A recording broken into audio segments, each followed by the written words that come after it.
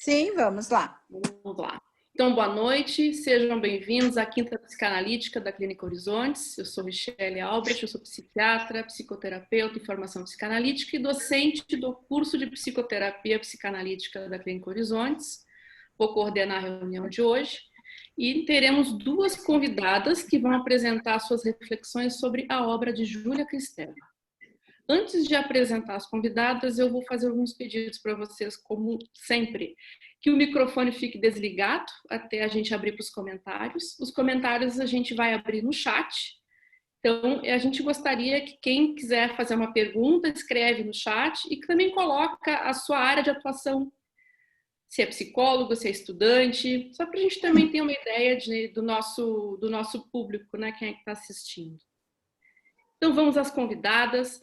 Psicóloga e psicanalista Graciela Cardoso Soria, bacharel graduada em Psicologia Clínica pela Pontifícia Universidade Católica do Peru, mestre em Estudos Teóricos em Psicanálise, doutorando em Psicanálise e Interdisciplinaridade pela Pontifícia Universidade Católica do Peru, membro da Sociedade Peruana de Psicanálise e da Associação Psicanalítica Internacional, a IPA, vice-presidenta da Sociedade Peruana de Psicanálise, membro Latinoamérica do Comitê da IPA de Mulheres e Psicanálise do COAP, prática privada de há 30 anos, atendendo pacientes adultos, crianças e adolescentes, e é docente do Instituto da Sociedade Peruana de Psicanálise na Pontifícia Universidade Católica. E a psicanalista Olga Varela Teló, Ella, sim. Ella. E membro de data da Associação Psicanalítica de Guadalajara,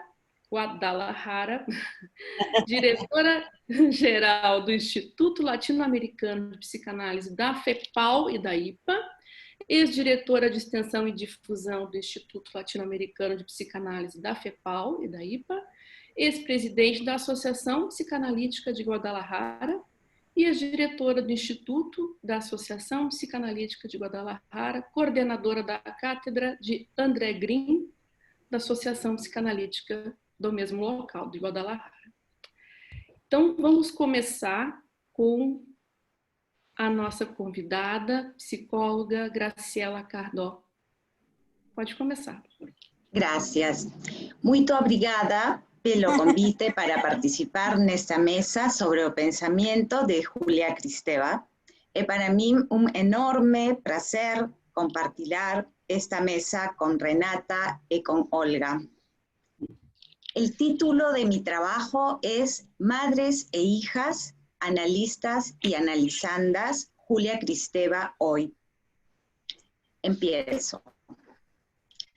La relación primaria con la madre, aquella del cuerpo a cuerpo que nos hablaban Irigaray y Mariam Alizadeh, es vínculo fundante de psiquismo y en el devenir del sujeto adquiere especial relevancia cuando es compartida por personas del mismo sexo. Es uno de aquellos monumentos que con sorpresa y asombro desterró Freud 90 años atrás y nos orienta en la comprensión del desarrollo de la vida psíquica. Vivirla y comprenderla en la clínica permite trazar un mapa, inconsciente muchas veces, que puede guiarnos a la revuelta de la que habló Kristeva y que en el análisis permitirá hacer a nuestros y a nuestras pacientes y a nosotras mismas, en el lugar de analistas, vivir esta revuelta. Quisiera pensar con ustedes algunas situaciones clínicas que hoy son muy frecuentes. Me referiré para ello a padecimientos de niñas y adultas que sufren de algunas de las llamadas por Kristeva nuevas enfermedades del alma.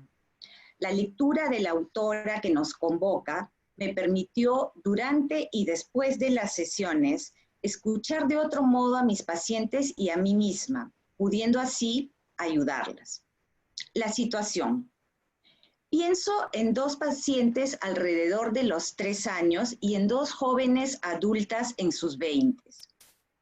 Todas tenían coincidentemente una o 2 hermanas y eran las menores. Coincidían también en presentar la misma sintomatología, alergias en la piel, mucho escozor, que las llevaba a rascarse frecuentemente y un estreñimiento muy agudo. Podían pasar 4 o 5 días sin evacuar. Las más pequeñas solían rascarse en las sesiones, provocando que sangrara la piel, llegando a hacerse heridas. En esos momentos yo me asustaba y me angustiaba al ver cómo rápidamente salía sangre en abundancia. Muchas veces miraba con perplejidad su piel. Lo poco que la ropa me permitía ver era una piel arrugada y brillosa. A consecuencia de estas escenas sentía y pensaba que no las podría ayudar, que eran las pacientes más difíciles que había visto hasta entonces. Recuerdo que en esas ocasiones traté de secar la sangre, pero sobre todo en las primeras sesiones fue en vano, teniendo que buscar a la mamá, quien siempre tenía cremas para calmar el sangrado. En una ocasión, una de las madres, mediante señas, me informa que la niña, ante algún no, reaccionaba mirándola con cólera y procedía a arañarse. Médicos recurrían a la psicoanalista como última opción, y yo diría como esperanza. Al trabajar las historias con estas madres y las relatadas por las jóvenes pacientes, recordaban que sufrieron depresiones cuando eran adolescentes y un par de ellas haber sufrido de los mismos problemas en la piel que sus hijas.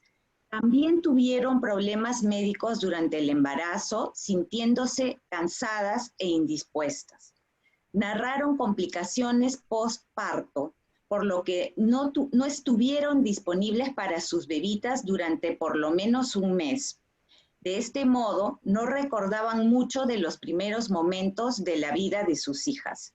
Además, por si fuera poco, personas muy cercanas habían fallecido recientemente, por lo que se encontraban realizando duelos complicados. Especialmente recuerdo a una pequeña de 3 años. Después de conocerla, me quedé llena de sensaciones, de impotencia. Me decía, no podré, de miedo.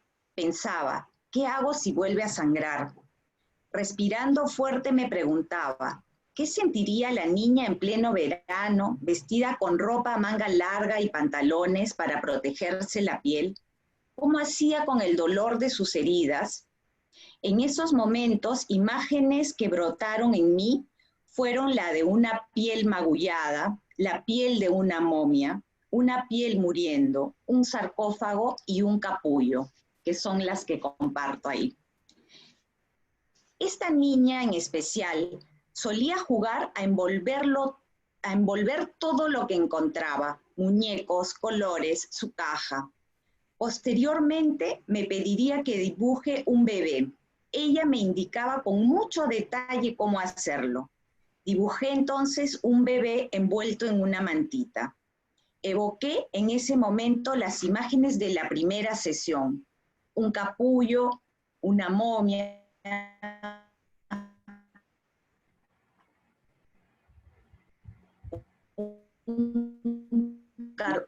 un sarcófago y esta vez madre muerta de y el nombre de Vivian Sir. Semanas después, el juego con ambas pacientes, coincidentemente, era de embarrarnos los brazos y las manos con pegamento blanco y espeso. Luego nos lo retirábamos. Era el juego de pelarse como cuando te quema el sol. Me preguntaba si era una mudanza de piel que mostraba la necesidad de sacarse algo que llevaban dentro y era producto de un exceso nocivo, como la erisipela. Por otro lado, con las pacientes jóvenes, las sesiones de los primeros meses eran sentidas como evacuaciones constantes y angustiosas que no dejaban espacio para mí, para la existencia de otra. Estas situaciones clínicas me llevaron a reafirmar que estas sintomatologías en la piel y el estreñimiento son reflejos en el cuerpo de la imposibilidad o dificultad para elaborar la separación y el reencuentro con el objeto primordial, la madre. En algún lugar mío en las sesiones. Estas pacientes con su dolor a flor de piel y también dentro de la envoltura del cuerpo, me han ido permitiendo entender sufrimientos contemporáneos del alma, aquellos encarnados.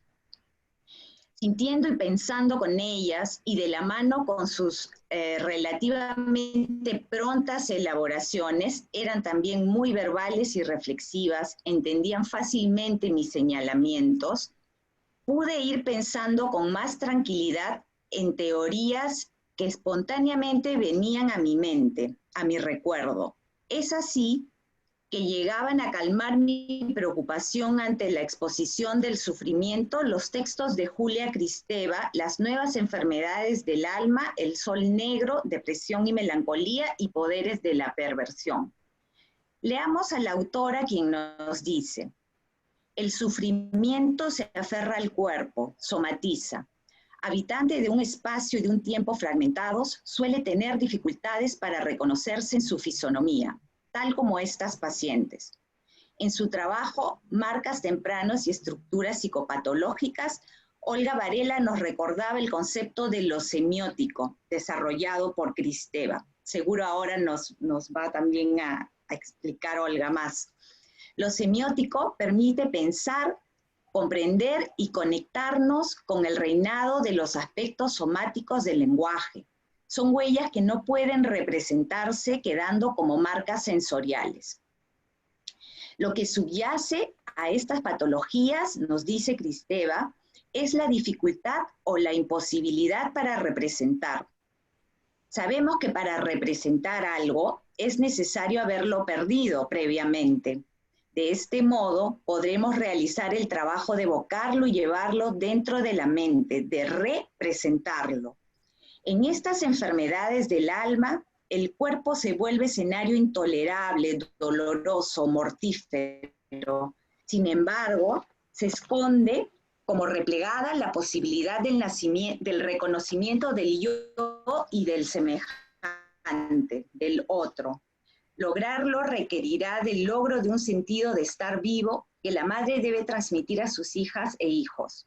Los procesos de separación, diferenciación y reconocimiento jubiloso y mutuo entre madres e hijas en estas pacientes parecían estar detenidos. A través de sus síntomas eran reconocidas mayormente por el dolor. Quedaba dificultada así la mezcla y el dominio del eros de la vida sobre la muerte. Solo de este modo su piel de la autodestrucción. Lo sensorial no había encontrado entonces sensible.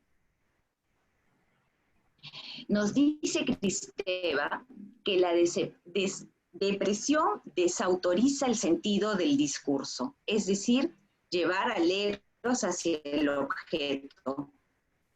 Suponemos entonces que la observando a través de los síntomas al narciso negativo, amo absoluto, no de un objeto, sino de una cosa mortífera que nunca se pierde. Tal como empezaron sus vidas con ciertas complicaciones, inician también sus procesos analíticos, esperando y tratando de hacer el duelo imposible del objeto materno. El pensar en tiempos narcisistas y en la negación a aceptar la pérdida de lo que inicialmente estuvo ausente. El yo, representado en la piel, evocaba la pérdida, la amenaza, la herida, su indignación y su lucha por no soltar a la madre, quizás porque sentían injusto hacerlo. Contribuyendo a la dificultad de estos procesos de separación, recordamos que Kristeva planteaba que la identificación especular con la madre y también la introyección del cuerpo y del yo materno son más inmediatas esta inversión de la pulsión matricida en figura materna mortífera es más difícil, acaso imposible. En consecuencia, el odio que le tengo no se ejerce hacia afuera, sino que se encierra en mí. La madre, al parecer, envolvió a la hija o a las hijas, a estas hijas, con su ausencia, en lo que Kristeva llamó vacío oceánico, aquel sentimiento y fantasma de dolor, pero anestesiado. Sabemos que la depresión femenina ocupa un lugar importante en la obra de Kristeva. Y claro está, en la vida de estas y de muchas hijas y madres. La autora nos di cuenta, y en cierta medida más difícil de atravesar en razón de con relación a su madre. Constato el rol determinante del apego de la madre en todas las formas de melancolía. Podemos pensar entonces que estos malestares están referidos a momentos en los que la consolidación del advenimiento de las niñas como sujetos se está realizando, tiempos de desprendimiento y reconocimiento de la madre, tiempos de vislumbrar objetos de amor, tiempos también de aferramiento al objeto irreemplazable. Antes del comienzo, la separación. Nos dice Ancieux que el síntoma en la piel escenifica el impasse que traba la desaparición de esta piel común, piel y su propio yo, y lo que no se efectúa sin resistencia ni dolor. Aparece no solo la fantasía, sino la realidad de una piel magullada, robada o mortífera, indicándonos que la separación está siendo vivida por ambas como una herida, y en la transferencia es revivida y sentida por la analista. Yo era testigo del ejercicio de la función de autodestrucción, función negativa del yo piel, la antifunción al servicio de Tánatos descrita por Hausel. Con los meses de tratamiento, la piel craquelada, arrugada, empezó a evocarme imágenes de un huevo rompiéndose para el nacimiento de la cría. El síntoma había aparecido alrededor de los 3 años. Recordé entonces a Margaret Mahler, quien explicó que a esa edad se consolida el proceso de separación e individuación que marcaría el nacimiento psicológico del infante humano. Es aquí cuando ni siquiera el odio a la madre la separaba, y el cuerpo mismo era atacado por poseer la cosa madre mortífera. La carne se envolvía en sufrimiento, nos decía Mariam Alizadeh, cuando al decir de Annie Ernaux, la ausencia produce un exceso de lo materno, volviéndose improcesable. ¿Estarían realizando un matricidio psicosomático? Los intentos de diferenciarse a través de las heridas en la piel, como he observado en muchas adolescentes y jóvenes, mayormente mujeres, podrían expresar una diferenciación violenta y torpe, siempre acechada por la recaída en la dependencia de un poder tan tranquilizador como asfixiante. Por otro lado, el no querer ni poder ir al baño y desprenderse de sus heces me llevaron a pensar en el concepto de lo abyecto desarrollado también por Kristeva. Recordaba también a lo Andrea Salomé en Anal y Sexual, pero el estreñimiento extremo hablaba de algo más. Parecía que las niñas en sus cuerpos habían quedado atrapadas dentro de sus madres, como las muñecas rusas. Se convertían entonces en el mismo abyecto que su madre era para ella en tiempos primordiales. Los síntomas nos muestran la lucha de estos aspectos que pugnan por salir, quebrando la piel. Hay en la abyección una de esas violentas y oscuras rebeliones de ser contra aquello que la amenaza y le parece venir de un afuera o de un adentro exorbitante, nos dice Kristeva. Es abyecto lo que invade, irrumpe sin respeto a los límites, lugares y reglas. La abyección nos presenta el aspecto perturbado y caótico del retorno a lo primario, que ha sido separado para delimitarnos como cuerpo primero. Es lo que queda en el abismo. La otra página. La abyección nos presenta el aspecto perturbado y caótico del retorno a lo primario, que ha sido separado para delimitarnos como cuerpo primero. Es lo que queda en el abismo, aquellos espacios simbióticos materno-infante habitados por tánatos. Pensamos que en ellas la violencia inmemorial de lo abyecto seguía viviéndose en el cuerpo, en el proceso de devenir separadas de sus madres, produciéndose un dolor constante en y entre ambas. El cadáver flotaba en imágenes. Hamburg señala que uno de los abyectos es el de la eliminación. Su imagen y olor, absolutamente separados de nosotros, evocan el horror del abyecto anal, la muerte infectando la vida. Esto es lo que la niña negaba, pero al hacerlo se negaba también a la vida. Diferenciarse a través de lo anal y sexual era otro de los puntos de resistencia en su proceso de separación, individuación y libidinización. Y a las últimas reflexiones. Analistas y analizandas, técnica hoy. El revoltijo somático, mis vivencias transferenciales y contratransferenciales, permitieron que vaya articulando imágenes y luego palabras que irían reorganizando la vida psíquica. Trabajo realizado de la mano de mis pacientes. Por ejemplo, me pedían que dibuje y me decían exactamente cómo hacerlo. Luego inventaban historias que yo complementaba con preguntas. Lo semiótico empezaba a aparecer como el concepto platónico de la Shorá, espacio nutricial, nutricio, innombrable, anterior al uno, a Dios. Surgía la posibilidad de una nueva ordenación, de sustitutos gratificantes y reparadores de antiguas deficiencias del espacio materno. Las formas semióticas, que incluyen la voz, el color, el gusto y la piel, eran en las niñas un espacio que tendía a seguir siendo piel común.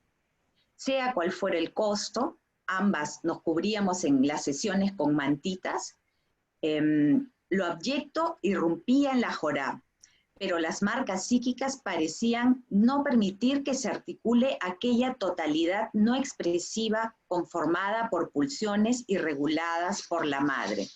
Lo abyecto no permitía que surgiera un cuerpo y psique propias, sin heridas sangrantes y sin tanto sufrimiento. Explicando este contexto de síntomas desde los conceptos de Kristeva hoy, pienso que nuestro papel como analistas es más que materno. Al identificar la relación entre la madre y el hijo o hija, podría reconocer el sentido de lo que se dice. Sentido que orienta a algún lugar fuera de uno. También un sentido en el cuerpo y en el vínculo analítico. Al poder comprender la lógica de los afectos congelados y de las identificaciones fallidas, lo vivido en un registro corporal y sensorial advenía sensible, es decir, ganaba dignidad humana al conquistar diversas significaciones para recrear lo no habido y lo perdido. Escuchando los diferentes sonidos para oír el discurso que perteneciente a diferentes niveles lingüísticos y translingüísticos, podemos conocer y utilizar el sentido transferencial. Deberemos luego hallar una formulación adecuada que al movilizar nuestros afectos y series de representaciones, es decir, la realidad definitiva de la transferencia y contratransferencia, esta poiesis que atraviesa la escucha consciente, que se dirija a los representantes psíquicos inconscientes, sobre todo pulsionales del paciente.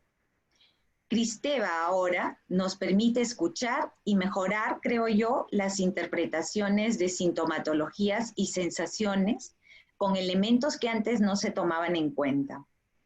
Podemos afirmar con ella que empleamos no solo ideas, palabras y representaciones, sino nuestras sensaciones, percepciones y afectos, lo semiótico, la llorá y lo abyecto también, que serán o no pensables luego y que atravesarán entonces lo lingüístico. Todo ello será un medio para conectarnos y escuchar sentidos petrificados de síntomas corporales y paradigmáticos de hoy. La revuelta iniciada por las pacientes será posible porque se dará también en las analistas. Muchas gracias. Muy bien. Então, pessoal, vamos passar agora então para as considerações, né, o texto da psicanalista Olga Varela. Bueno.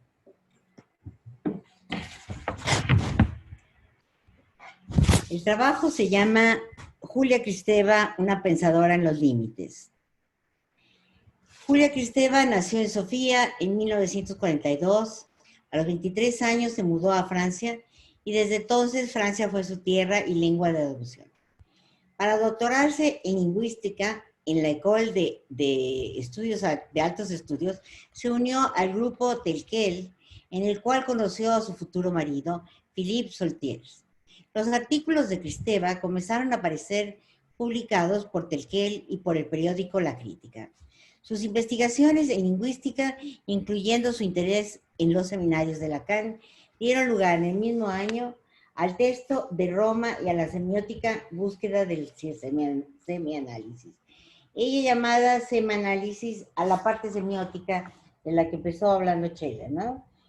Julia Kristeva es una emigrante en el amplio sentido del término, viajera en permanente movimiento y cambio, provocadora hasta los límites. Al terminar su doctorado, comenzó a estudiar psicoanálisis, haciendo de esta disciplina ya no solo una articulación para sus lecturas, sino una práctica clínica. Ay, no puedo distraerme. Bueno, terminó su entrenamiento como psicoanalista en 1979. En 1976 comenzó a viajar regularmente a Estados Unidos para enseñar como profesor visitante permanente en el Departamento de Francés de la Universidad de Columbia. Son herederas de esta experiencia norteamericana muchas de las páginas de historias de amor, sol negro, depresión y melancolía escritas en territorio norteamericano, así como su novela Los Samuráis, en la que plasma la vida y el mundo particular de la universidad estadounidense. En la evolución de su pensamiento, Psi ocupa un centro del que irradia un gran abanico de conceptos que introduce en su obra. Crítica primero de las bases freudianas, regresando después de manera renovada y lúcida a la gran fuente de reconocimiento que es el psicoanálisis de Sigmund Freud. Kristeva insiste en un concepto clave para el psicoanálisis: renacimiento. El poder de la anamnesis y de la reestructuración psíquica, que significa el trabajo del inconsciente, gobiernan esta noción. Y así lo expresa. Si existe una adquisición en la historia del psicoanálisis, es precisamente esta complejidad del aparato psíquico de la que Freud fijó los hitos y que fue enriquecida por las aportaciones de sus sucesores, los crenianos, los lacanianos, los winnicottianos y otros. Para ella el psicoanálisis es una aventura amorosa que atempera la angustia, alienta el renacimiento y crea un recomienzo creativo e incesante. Esta idea es muy importante, Kristeva, ¿no? Para ella siempre hay algo creativo que está volviendo a comenzar y esto le da al ser humano la posibilidad de una modificación, no cambio, pero modificación. Estas novelas privadas del público, que son las de los pacientes, abren la experiencia psicoanalítica, la posibilidad de oír la palabra, el goce, la pulsión, las perturbaciones, los silencios. El analista construye su teoría del sujeto como ser en proceso y de la subjetividad como lenguaje amoroso y en revuelta.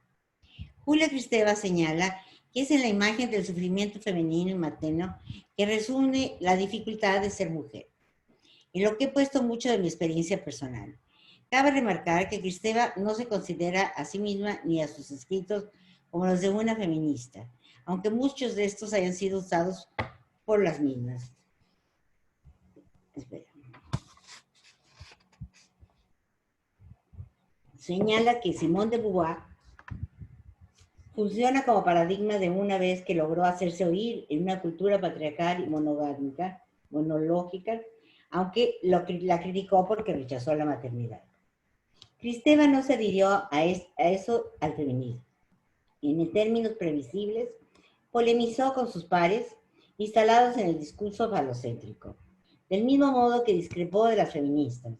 Se interesó en la condición femenina por la relación madre-hija y por las hijos también, y por las condiciones lingüísticas que esta relación importa para la construcción de la subjetividad. Insistió en el poder de una cultura dominada por el varón que reprime la voz de la mujer. Asimismo, sostenía que la mujer nunca se puede definir, que la mujer como concepto deja de ser ese sujeto real de carne y hueso, y que trata más de una identidad ideologizada, atravesada por el concepto de género y de posicionamiento que por las determinaciones biológicas. Insiste en que se debe reconocer la identidad y la diferencia. Los movimientos reivindicativos del feminismo no son liberarnos.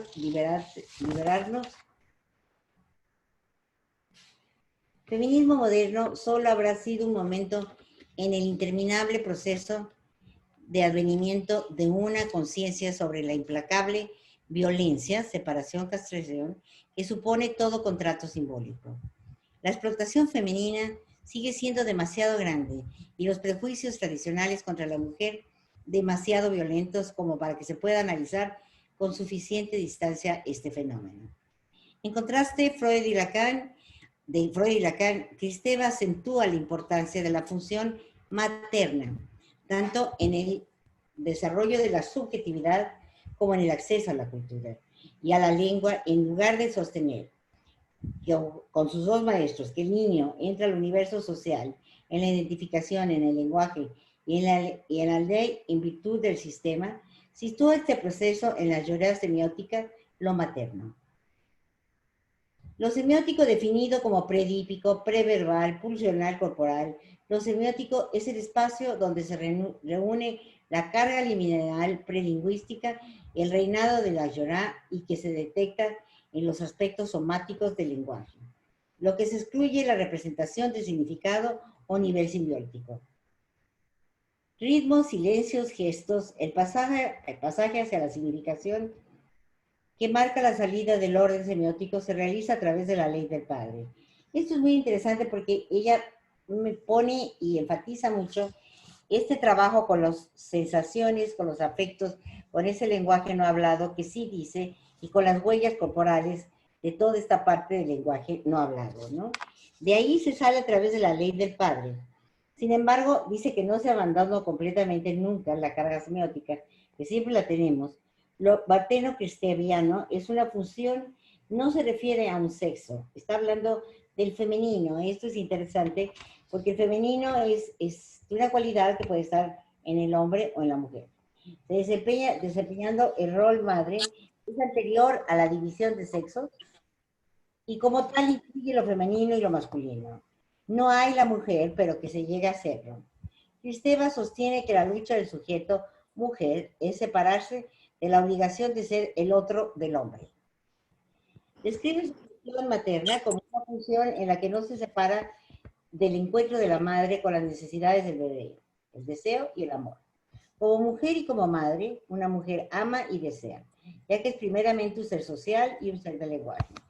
Tanto como mujer como madre, ella siempre está sexuada. Su análisis sugiere que la función materna en algunos casos puede ser llenada tanto por el hombre como por la mujer, insistiendo que el cuerpo materno opera entre la naturaleza y la cultura y adopta expresiones como dos en uno. Si todo el proceso que constituye la subjetividad, la relación con el cuerpo materno será un modelo para las futuras relaciones de objeto.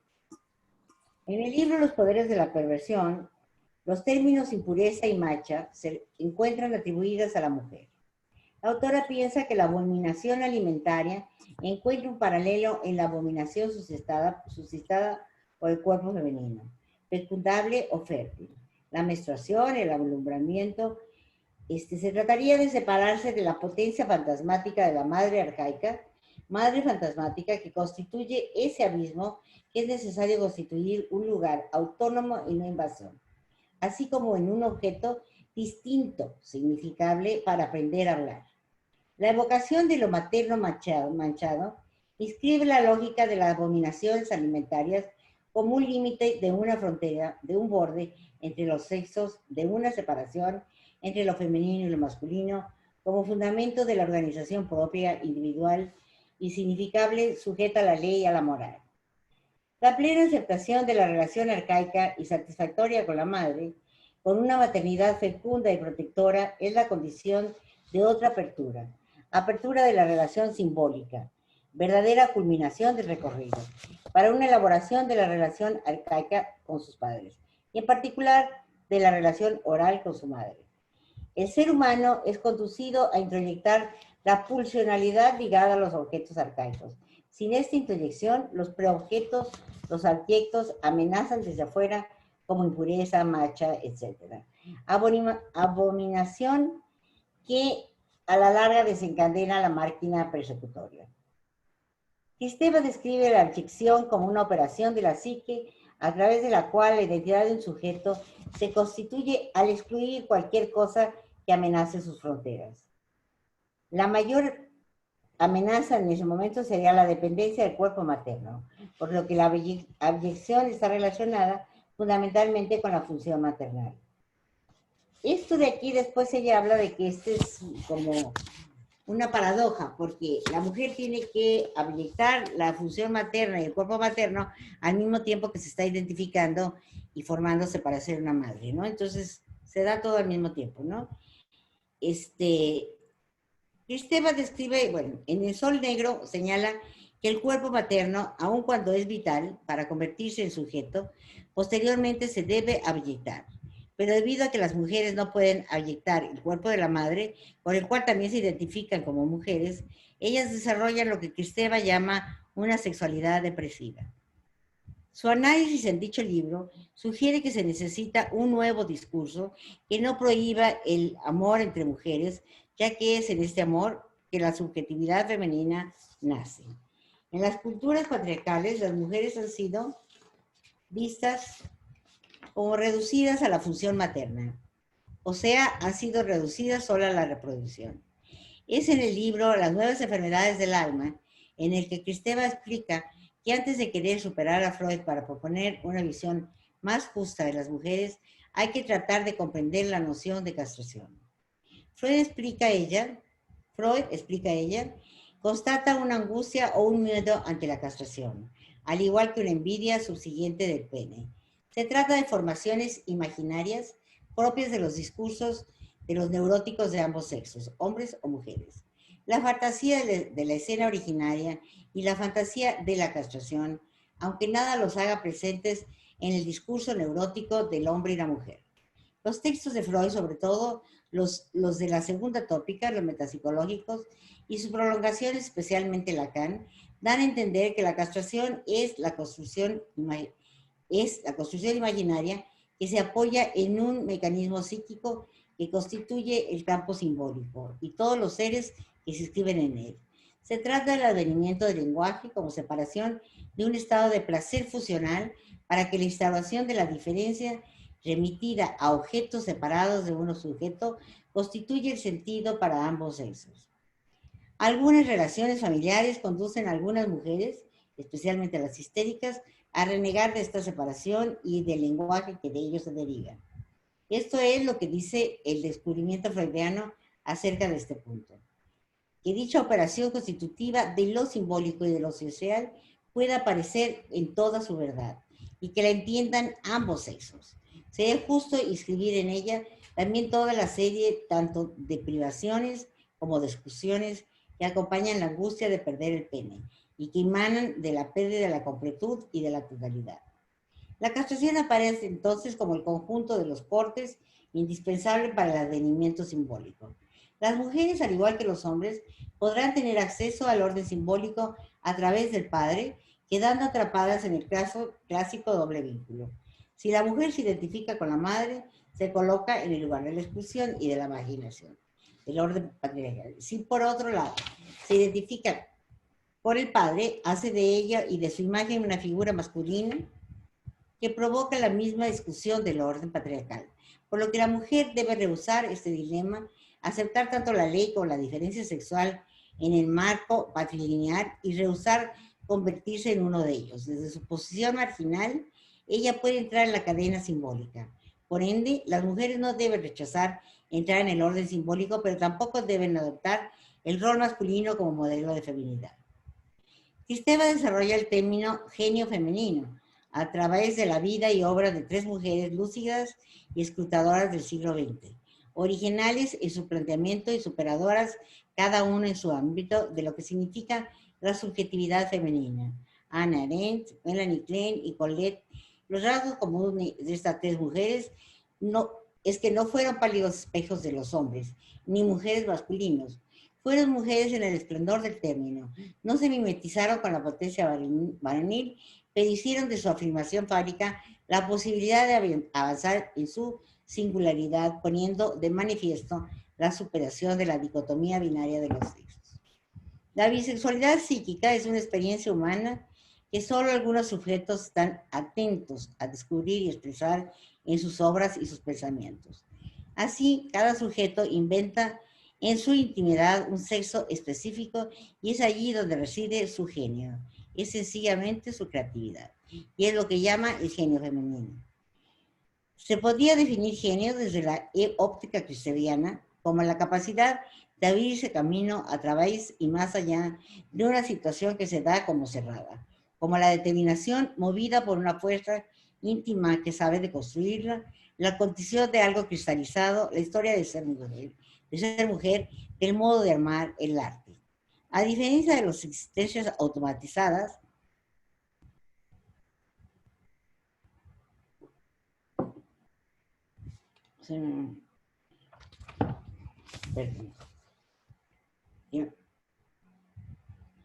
una vida memorable es para Julia Kristeva aquella digna de ser contada por haber aportado una novedad, una singularidad creativa, capaz de alentar un advenimiento, un renacer o una revuelta.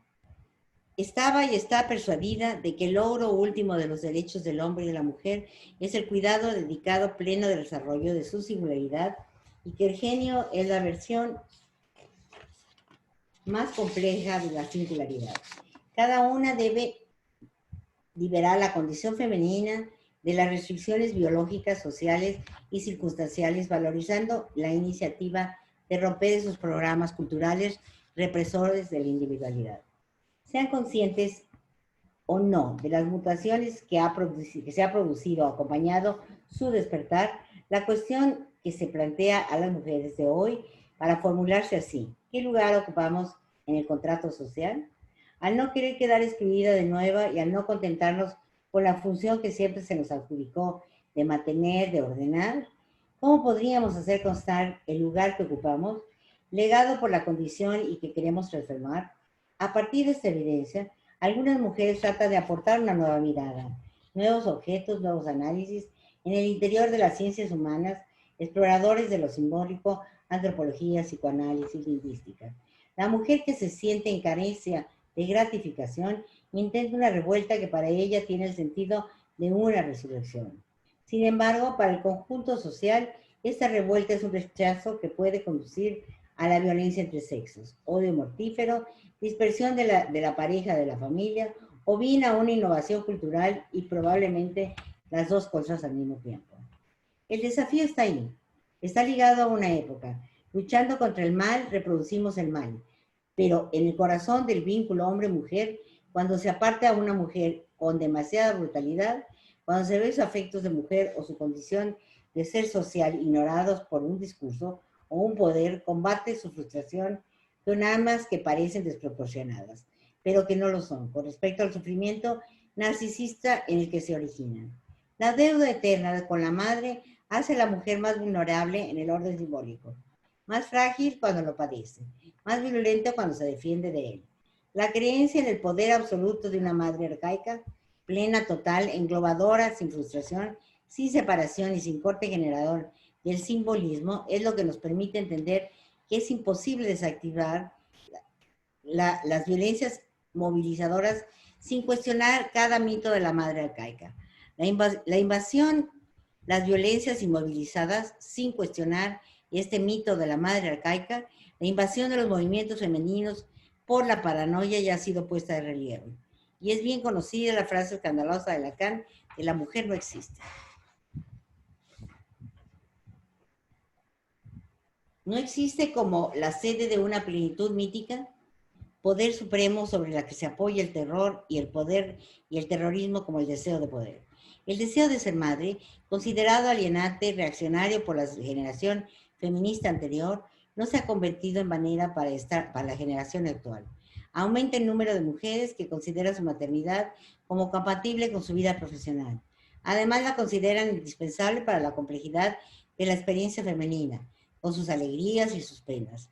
Esta tendencia tiene un extremo: las madres lesbianas o unas madres solteras que rechazan los valores paternos con la consiguiente violencia de los que son objeto tanto el niño como el hombre. Aceptando en estos casos la afirmación freudiana según la cual el deseo de un hijo es el deseo de un pene y que en este sentido un sustituto del poder fálica. Debemos prestar atención a las palabras de las mujeres modernas acerca de esta experiencia. El embarazo es una especie de psicosis instituida natural. La llegada del hijo, por el contrario, introduce a la madre en los laberintos de una experiencia poco común, el amor por el otro. No por sí ni por un ser idéntico, ni mucho menos por otro, con el que me fusiono pasión amorosa o sexual en un lento y difícil y delicioso aprendizaje de la atención, de la dulzura y del olvido de sí. Realizar este trayecto sin masoquismo y sin aniquilación de su personalidad afectiva, intelectual y profesional, parece ser el reto de una maternidad desculpabilizada, que se convierte en una creación y en el sentido más fuerte de la palabra, pero descuidada de momento. El padre tiene que identificarse con el recorrido del parto y del nacimiento, con la experiencia maternal, hacerse maternal y femenino antes de añadir su propia parte de distancia indispensable y radical. Debemos pensar que nos está permitiendo encontrar al otro si y solamente si nosotros, hombres y mujeres, somos capaces de esta experiencia materna que aplaza el erotismo de ternura hacia un objeto, hacia un otro yo. La idea de Kristeva es que la mujer regrese a la maternidad, a una maternidad diferente, de que su rol como madre sería la llave del verdadero cambio social. Ve la maternidad como un modelo de amor, como la transferencia en psicoanálisis. Amor incondicional y dirigido a la separación final de dos personas, atrapadas en una relación amorosa. La idea es que ambos, madre y psicoanalista, puedan ayudar a producir sujetos libres que sean capaces de situarse dentro de la ley que les permite construir identidades provisionales, sujetos de proceso dentro del orden simbólico. Kristeva mira al amor como un agente que da al sujeto el permiso de actuar. Gracias.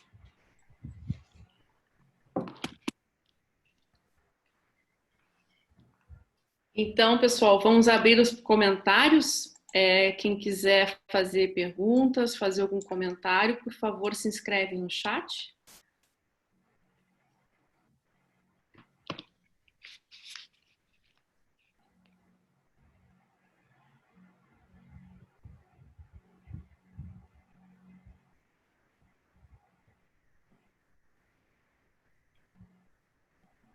Eu gostaria de fazer um comentário. Posso? Tinha alguém já inscrito?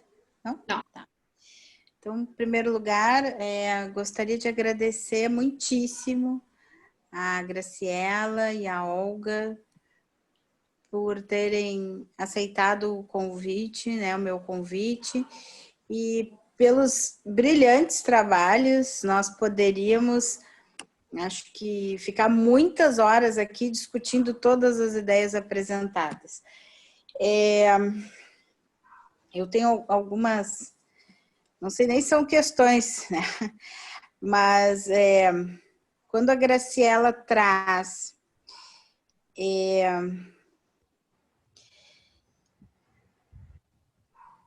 são tantas coisas, vou eleger uma aqui que eu anotei, que eu gostaria, se possível, acho que foi a Graciela que falou, de ouvir mais, foi sobre a ideia de vazio oceânico, né? Que ela menciona, que a Júlia Kristeva, né? Que ela cita a Júlia Kristeva, pensando na ideia, eu fiquei pensando se isso é baseado na ideia do sentimento oceânico do Freud, suponho que tem alguma relação com isso, né?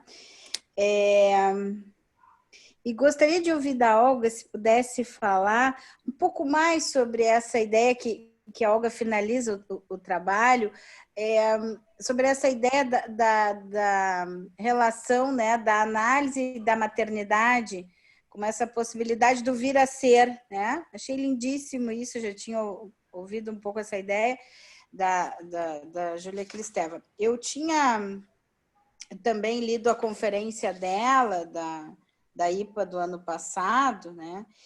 E vocês citaram, a Olga citou, também quando ela fala da Simone de Beauvoir, né? E que ela faz uma outra pergunta que é o que era mulher, na verdade, desculpa, não o que era mulher, é a ideia do tornar-se, que nasce-se mulher, né, do ponto de vista biológico, mas o eu consciente, inconsciente, psicossexual, eu me torno, né, o feminino. Então, também queria ouvir um pouquinho mais, se a gente pudesse falar sobre essas ideias. Muito obrigada mais uma vez.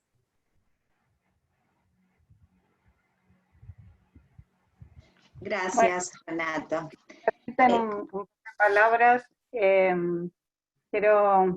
gracias Renata y a todos, quiero felicitar a Graciela Cardó y a Olga Varela por las excelentes ponencias, tanto en lo referido a las ideas de Kristeva, bueno, y toda la complejización referido a los sentidos del cuerpo, ¿no? Y el vínculo analítico que trajo Graciela Cardó, bueno, que van a poder seguir discutiendo, y también Olga Varela en su relación con Julia Kristeva y, bueno, lo femenino y su relación también con el pensamiento de la época, trayendo a Simone de Beauvoir y demás. Me permitía hacer este comentario porque es una lástima, coincide con otra actividad de COAP que tengo que participar, que voy a participar y quiero participar, y quería dejar mis saludos a todos y, bueno, y felicitar a Horizonte y a Renata por esta actividad, y a Graciela y a Olga por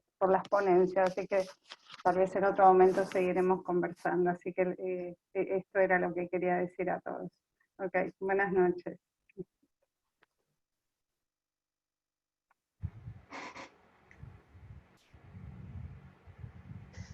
Bueno, ¿puedo decir algo, Renata, sobre lo que tú comentas del el sentimiento oceánico? Pienso que sí, ¿no? Que Kristeva hace una referencia tomando esto que Freud desarrolla en Psicología de las Masas y que tiene que ver con el narcisismo, ¿no? Como algo en el sentido de una inversión o de justamente las dificultades, para no decir necesariamente fallas, que puedan haber ocurrido en ese vínculo, y prefiero decir dificultades porque no son solo ambientales, de fallas concretas maternas, sino del encuentro entre ese bebé o esa bebé y la madre, lo que ocurre entre ambas. Prefiero hoy pensarlo así, que es como también pienso en mi práctica, ¿no? No algo solo del analista o del paciente, sino del encuentro entre ellas, ¿no? Donde, claro, yo sentía, y resalto la palabra sentir, ¿no? Esta vivencia de falta y de poder caer, de vacío, ¿no? Por eso me gustó esa frase de Kristeva. Ahora, escuchando a Olga, también pensaba este concepto del sujeto en proceso, ¿no? Y trabajar con niños pequeños creo que nos lleva a ese tiempo de los procesos in status nascendi, ¿no? Cuando se están dando y si a la vez, por coincidencia, tenemos pacientes con dolencias similares, en mi mente se complementan bastante bien. Sí. El movimiento, lo sensible y el proceso son ideas de Julia Kristeva que me gustan mucho, ¿no? Me hacen sentido. Bueno, la idea de Julia Kristeva de que estaban hablando, que a mí me parece muy importante, es lo semiótico, ¿no? Creo que nos mete en un mundo que no estaba hasta entonces. Hay un mundo de representaciones que a los psicoanalistas nos han enseñado a interpretar. Pero este mundo es otro, ¿no? Es un mundo de sensaciones, es un mundo que no tiene que ver con las palabras, van sintiéndose y el analista va poniendo la palabra posteriormente y habla de una creación. Eso me gusta mucho porque es como que en el ser, estar desarrollándose, se está creando y sigue creándose, y esto es lo que hace la modificación en la gente, ¿no? Entonces, ser creativo, que tiene que ver con la parte femenina y tiene que ver con lo semiótico, y ahí es donde tiene que estar como bien fijada la relación madre-hijo, porque lo semiótico tiene que desarrollar mucho antes del lenguaje. Esa me gusta mucho, esta idea, junto con la creación, ¿no? Que uno siempre tendría que estar creando y repitiendo y renaciendo. Eso da una idea muy, muy amplia de la vida y el cambio, ¿no? Sí.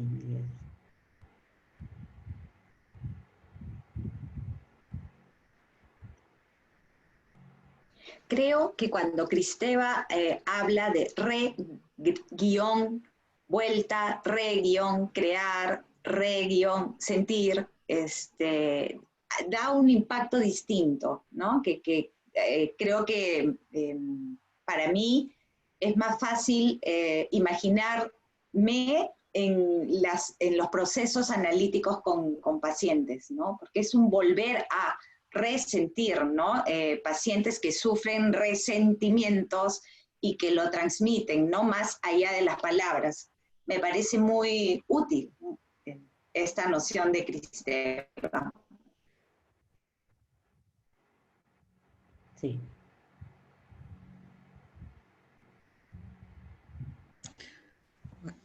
Eu queria parabenizar as duas, porque aprendi muito. Eu sei muito pouco de Kristeva, mas como vocês sabem, o Bion passava as férias em São Paulo. Então, em primeiro lugar, essa mãe que ajuda a criança a singularizar, o bebê, é uma mãe com reverie, não é? Que dá sentido, como diz a Kristeva, né, às relações. E transforma o sensorial, o beta, em alfa. E ele compara essa mãe primária com o analista, que a principal qualidade do analista é poder ter reverie, para poder dar significado, né, para todo aquele pré-verbal. E eu agora me lembrei do Merleau-Ponty, que tem um livro, La Prose du Monde, né, A Fala do Mundo, em que ele salienta que a fala não é só a verbal. E mesmo nas narrativas verbais, toda aquela fala sensorial, o Bachelard também diz isso, né? Está presente. Uhum. E então a captação, nossa captação como analista tem que ser desse semiótico, não é? Que é todas as falas. E eu também senti toda vez que você falava da pele, lembrei da Esther Bick, né? Que ela diz que a pele psíquica é o continente psíquico, né? Que o Bion diz que o começo da vida, o que a criança introjeta, não só de pensar, né, de conteúdos pensados, ela introjeta o continente psíquico da mãe, essa capacidade de receber e de transformar, né? Então, eu acho que a Esther Bick seria extremamente útil no trabalho dessas meninas. E eu não vejo, assim, dessa maneira, com tantos significados, né? Porque essas crianças que você descreve, ao mesmo tempo que elas têm alguma coisa já de significado, tanto que elas brincam e fazem narrativas para você, ela tem um lado que escorre, um lado que sangra, que não tem continência nenhuma, né? E é um lado de vida, né? Talvez numa tentativa desesperada de um encontro interpsíquico, intersubjetivo, com uma mãe já subjetivada, né? Uma mãe genital, né? Uhum. E que a maioria dessas mães funciona em nível de não pensar ainda, né? Em nível muito ainda não evoluído, não acenderam a singularidade delas. Eu tinha muitas coisas mais para falar, mas isso já é só para conversar, né, e a gente poder discutir, continuar. Uhum. Obrigada, e muito obrigada para as duas. A Olga e a Sheila são minhas amigas há muitos anos, né? Sim. Então, a gente tem essa liberdade de estar conversando assim. Gracias. A Nádia Franco agradece, né? Diz que agradou muito ouvi-las e gostaria que pudessem falar um pouco mais sobre Kristeva, da relação da dupla mãe-filha, menina, como algo que é como um bóson de Higgs, né? Como é que seria essa relação dupla da mãe, menina, filha, mulher, como algo, como un bosón, ¿no? Bosón, ¿qué es bosón? Esa no la entendí. Bueno, la relación madre-hija es, a mí me gusta como la ponen en Kristeva porque es la creación de una feminidad y de una mujer, ¿no? Pero de una mujer diferente al asunto que tiene que ver con lo biológico. Ella habla de que es como todo lo que es genérico, lo que es puesto desde afuera en un significado social. Aparte que tú puedes tener el cuerpo de mujer, pero pone el énfasis en la creación de una mujer. Es un ser en construcción. Esto se va a dar a través de la relación con la madre, ¿no? La parte de la mujer que se permite desarrollar y la parte que no se permite desarrollar. A mí me gusta cómo la salida es a través de una maternidad libre y enriquecedora, donde la mujer pasa a otra cosa, no nomás a ser madre, ¿no? Que es el papel muchas veces de la mujer. La mujer no nomás es ser madre, tiene otras cosas, y ahí entraría también la madre, ¿no? La relación con la madre, porque la hija tiene que renunciar a todas las identificaciones maternas primarias para poder ser, en un momento dado, autónoma y poder llegar a ser madre, ¿no? Pero sí es una relación, como decía Teresa, como muy cerrada, muy intensa, que le permita sostenerse mientras se sigue desarrollando, ¿no? Sí, creo que esto de la intensidad que tiene que ver con esta relación muy necesaria, ¿no? Además que sea así. No sé si en ese sentido va la pregunta del bosón, como la partícula, el bosón de Higgs, a eso se refiere, ¿no? Como a partir de lo cual surge un universo, ¿no? Pienso que sí, ¿no? Están como los elementos antes del lenguaje, ¿no? Incluso como se ha entendido por lo general en psicoanálisis el orden del lenguaje, la cultura, ¿no? Pero es como lo inicial. Hay una noción de una filósofa italiana feminista, Luisa Muraro, que dice que la relación con la madre es como la arena para la madre perla, ¿no? A partir de la cual luego se van a desarrollar las perlas, ¿no? Entonces está ahí a la base y sin este vínculo intenso no se desarrollan los posteriores, ¿no? me parece bonita la imagen de Muraro sobre este vínculo inicial y fundante, ¿no? Y que genera marcas y, por supuesto, va a exigir una serie de trabajos de, como decía Olga, identificarse y luego desidentificarse con la madre, ¿no?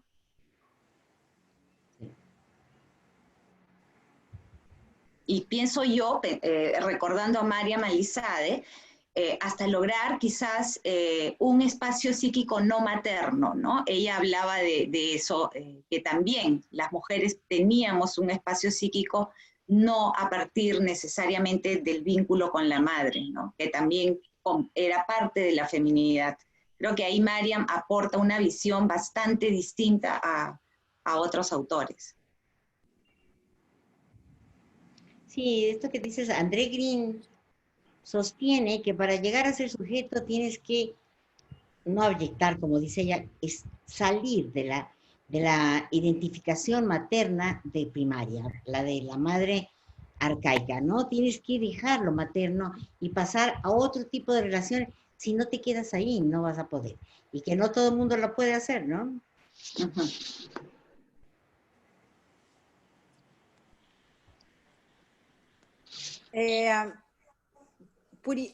Por isso que ela fala da ideia do matricídio, quer dizer, quando não se sai dessa posição, não é posição, como é que vocês usaram? Dessa identificação materna, né? Identificação, isso. Ela fala dessa questão do matricídio, que é muito mais violento que o parricídio, isso? Que ela fala, né, na relação da adolescente com a mãe, né? Na adolescência isso vai... Sí. Tiene que ver también con esto que decían de la paranoia, ¿no? En la parte de la identificación con la mujer, si no se logra hacer esta diferenciación, en el momento que lo materno sé que, entonces da lugar a la paranoia, ¿no? Y ahí es donde aparecen las violencias. ¿Sí? ¿Las qué, perdón? Violencia entre mujeres, de la paranoia, es de donde viene el matricidio y todas estas cosas entre mujeres, ¿no? Doble que hay que matar, ¿no? Así es. Recuerdo que en un co-op en México, en DF, que era sobre, bueno, sobre violencia, la mujer, contaban un dicho allá en México, 2 mujeres juntas ni difuntas. Fuerte. Fuerte. Pero sí son violentas las agresiones y la parte entre las mujeres, muy violento, ¿no? Entre las mujeres o de las mujeres hacia sus hijos o hijas en situaciones de violencia, ¿no? Estoy pensando, recordando a Estela Weldon, también, ¿no? Como prolongaciones de ellas. Tendría que ver con narcisismos mal desarrollados, en fin, ¿no? Muy violento. Muy.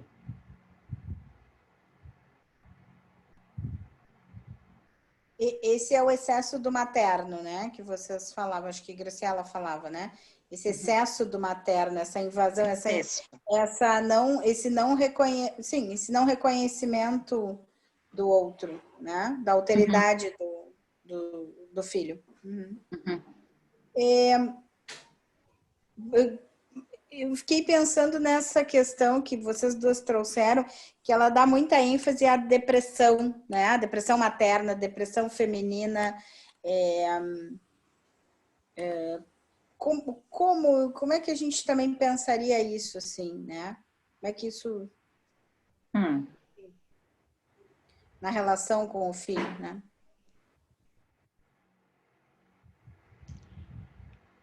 Y es como el masoquismo, que decían el masoquismo femenino, ¿no? Como que la depresión materna también aparece en el mismo nivel, porque es una parte en donde esta depresión es como perder el sentido. Y allí se hablaba, cuando Green hablaba de la madre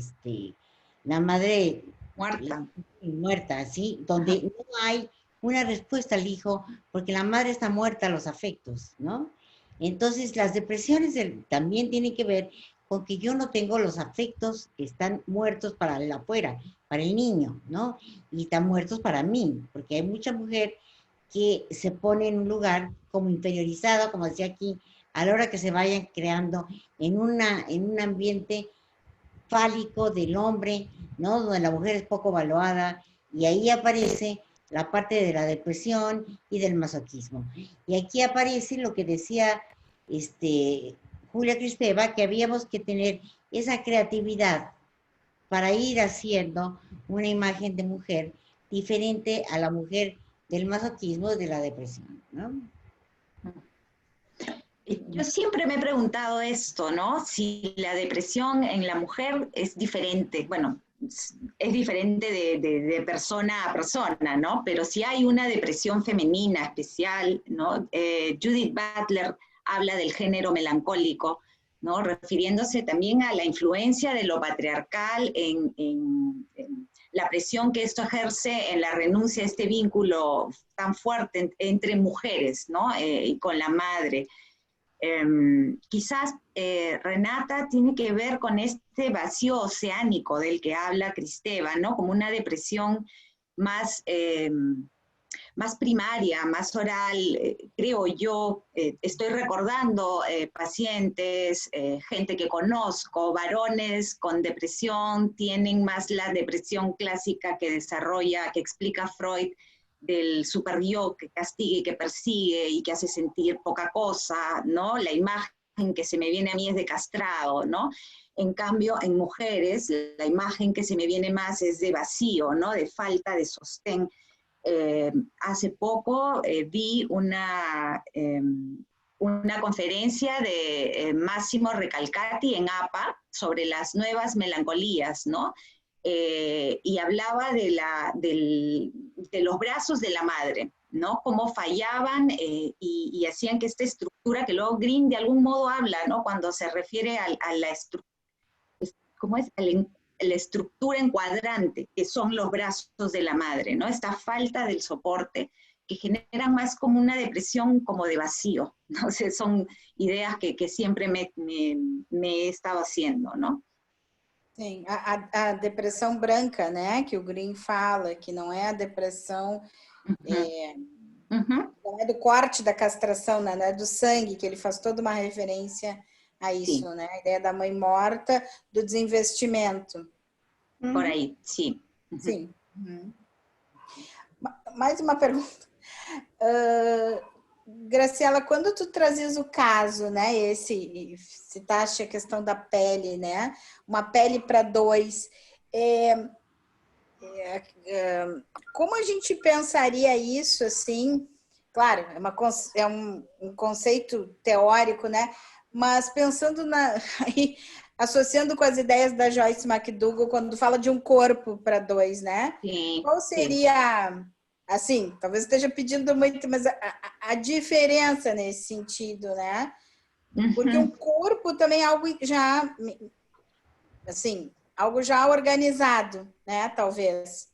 É corpo, mas tem uma formatação. A pele é algo que dá essa formatação. Então, me parece algo muito mais primitivo nesse sentido que tu trazias, né? Uma pele para dois, um invólucro para dois, né? Enfim, só para asociar também. Sí, yo no asocié a Joyce McDougall cuando tenía esas pacientes, pero sí, ahora que lo dices, ¿no? El caso de ella,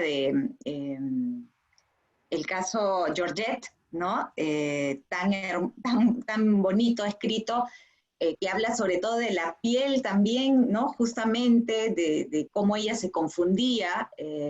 Sí, yo creo que también podría ayudar a pensar, ¿no? Yo recuerdo situaciones con las niñas, sobre todo de confusión, ¿no? Ellas se caían y yo era la que las había empujado o me caía, ¿no? Sí hay eso de piel para dos o un cuerpo para dos, en el sentido de la fusión con, ¿no? Confusión, sí. Muy buena. McDougall también me encanta.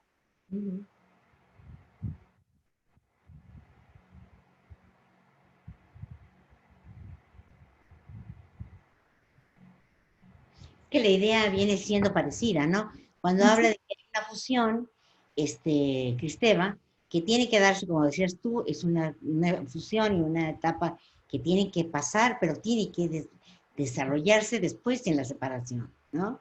Y ahí es donde lo que tú dices de la madre que la deje libre, como decía Cristeva, que la madre y el analista tienen que ayudar a crear seres humanos libres, ¿no? No fusionados, pero tienen que pasar por la fusión. Sí.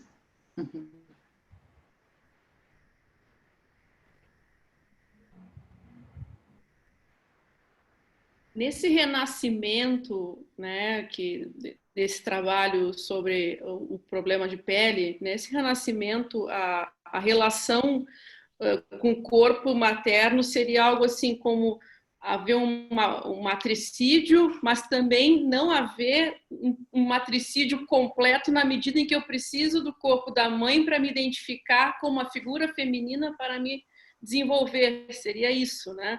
É um renascimento de deixar uma relação para trás, mas assumir uma nova relação com a mãe para que eu me constitua como mulher. Esse é o renascimento.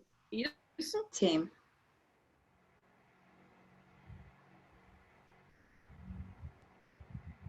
O que mais?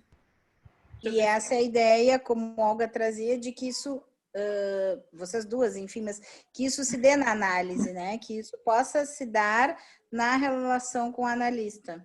Esse renascimento, né? Sim.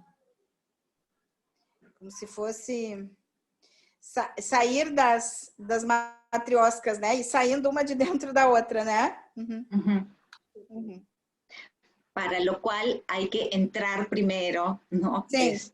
Y luego salir en juego. É É um jogo de entrar e sair, né? Até que possa sair. Desculpa, Teresa. Se não tiver o continente mental, não é? Para pôr as identificações projetivas e dar significado, não nasce, não é? Psiquicamente. Sim. Sim, a pele nova como um nascimento do psiquismo autônomo da mãe, né? De uma forma autônoma em relação à mãe. A capacidade de autocontinência, mas isso é adquirido muito cedo, antes dos 3 meses. Não é? Os estados de não integração, né? Se a gente fosse fazer um leque de funcionamento mental, vem antes da posição esquizoparanoide. Não é? Uma pessoa que desmantela, que se fragmenta, não é? Que foi estudada pela Esther Bick, Meltz e todos os pós-kleinianos, é uma pessoa que não tem noção mínima de eu ainda. Está fusionado. Não é? No esquizoparanoide é a união primária, né? No estado de não integração é fusão, não tem discriminação nenhuma. E aqui, na esquizoparanoide, é que é introjetada a autocontinência. As primeiras fantasias são todas idealizadas. Não é? Na ilusão primária, é tudo idealizado. Daí você precisa sair da ilusão primária, né, com a mãe suficientemente boa, sair da mãe da preocupação materna primária para a mãe suficientemente boa, ter frustrações para ter essa outra relação real, né, com a mãe. Desculpa eu entrar, porque eu fico ansiosa para falar, então, já que pode, já que tem tempo, né, Renata? Mas as feridas como um simbolismo de dor, né, nessa separação, né, tanto desse matricídio que precisa acontecer, mas ao mesmo tempo de uma criação de uma pele nova, porque a ferida vai surgindo uma pele nova depois com a cicatrização, né?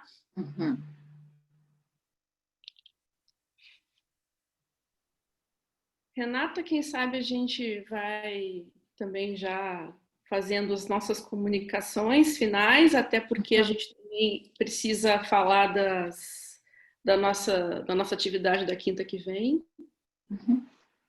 Vamos dar um fechamento.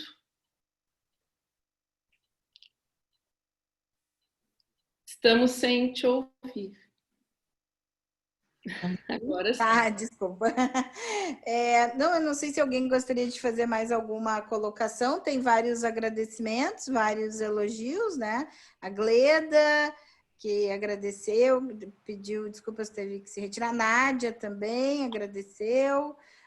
Tatu, né? Agradecendo. Cristina Cortese também, enfim, todos agradecendo as colocações, trabalhos realmente belíssimos. Quero mais uma vez agradecer a vocês. Não, eu acho que passamos a palavra a Olga e a Graciela, né? Passou rápida a nossa hora, assim, nossa hora e meia, e deixar que elas possam falar e depois tu dá os recados finais, né, Richelle? Então, só agradeço mais uma vez a vocês duas. Muito obrigada mesmo a todos os presentes, a equipe aí que sempre nos acompanha, Gabriel, Natália, Jaque, Karen, Lisiane, que hoje não pôde estar, Kimberly, Richelle, não vou te esquecer. O que tu tá dizendo? Uma perguntinha só que eu queria fazer para as convidadas, para que nós possamos conhecer melhor da obra da Júlia Kristeva, uma sugestão de leitura para nós. Algum trabalho que possa ser interessante para nós termos contato, assim, um primeiro contato com a obra. A mí me gusta mucho el libro de Sol Negro, ¿no? Sol Negro. Donde habla de la depresión, pero habla de la formación del aparato, habla por qué, la parte más femenina, ¿no? Pero me gusta mucho la aproximación que hace la depresión. Y de ahí tiene varias cosas que son centrales en su teoría. Como que de ahí puede uno, esa y las enfermedades del alma, se me hacen los mejores libros para mí, ¿no? Sí, a mí también el de las nuevas enfermedades del alma, yo la empecé a leer con ese libro, y luego tiene otros que tienen que ver con la literatura, ¿no? El tiempo sensible, que también me gusta mucho, en realidad, muchos de ellas, ¿no? Sobre los adolescentes también, El sentido de la revuelta, es otro libro que también me gusta mucho. En fin, me encanta, Kristeva. Graças. O Sérgio, que é nosso colega, coloca aqui que em outro momento gostaria muito de ouvir a Tereza. Então, Sérgio, eu quero te dizer que a Tereza já está convidada, nós só estamos acertando uma data que ela possa também participar de uma quinta psicanalítica, né, Tereza Raudenschild? Já a primeira quinta-feira que eu tive livre, que eu estava dando aula para Goiás, sabe? Pois é. Mas... Agora terminou o mês, então deu para ver. Renata e colegas, eu fiz esse pedido humildemente, porque eu acho que a sua sabedoria tem que ser distribuída aqui, pelo que eu vi. Eu não a conhecia, né? E pelas suas poucas palavras aí, eu fiquei encantado. Muito obrigada. Mas eu queria agradecer de novo para as duas, ó. Adorei. Graças, Tereza. Obrigada. Pela presença de todos. Vou fechar aqui, deixar a Olga e Graciela, né, fazerem as considerações finais. Obrigada mais uma vez. Obrigada.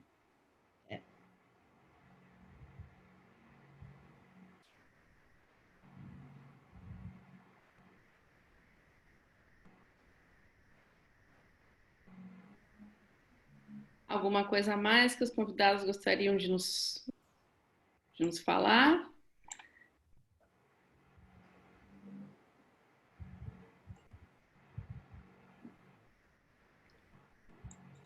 Então, deixa eu ver aqui.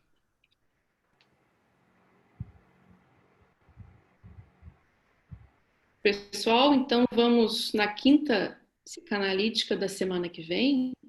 O tema vai ser abusos e violências contra crianças e adolescentes. Também teremos convidados psicanalistas de sociedades latino-americanas, tá? No caso do México e do Paraguai.